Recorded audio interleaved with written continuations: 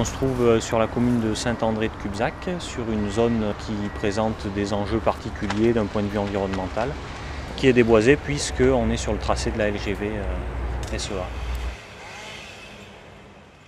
Dans le cadre des différentes campagnes de déboisement, Poitou-Charentes Nature a rédigé des prescriptions environnementales qui avaient pour objectif justement de réduire au maximum l'impact sur des espèces sensibles comme les chauves-souris, et puis également aussi des préconisations environnementales pour les insectes saproxylophages qui dépendent du bois mort.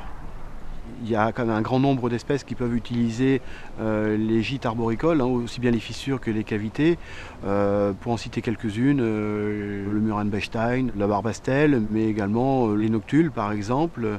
Pour les insectes saproxylophages, ça concerne essentiellement deux espèces, le grand capricorne et puis le lucane cerf-volant. Mais selon la localisation, ça peut aussi concerner la rosalie des Alpes.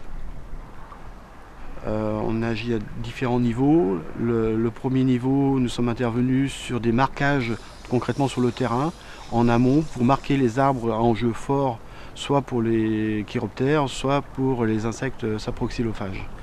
Donc différents marquages ont été réalisés. Les arbres qui avaient un enjeu uniquement pour les chiroptères, c'était un triangle bleu.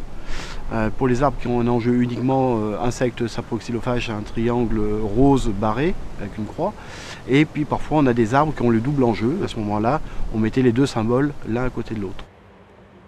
Par la suite, on faisait des préconisations d'abattage au cas par cas, selon la taille de l'arbre et l'intérêt de l'arbre. Pour les arbres qui ont un diamètre petit à moyen jusqu'à environ 35 cm, on peut les abattre directement à l'aide de la pelle munie d'un sécateur et une pince qui permet de retenir l'arbre. Et les plus gros, donc, ils sont démontés comme celui qu'on voit actuellement derrière nous, et toute la rangée sera selon le même protocole abattue par un grimpeur. Et en fait, les arbres sont donc coupés et déposés délicatement sur le sol pour préserver toute chauve-souris qui peut être logée à l'intérieur. Ces arbres sont laissés là une nuit pour que les chiroptères puissent s'échapper, et le lendemain on les débite et on les évacue selon différents procédés.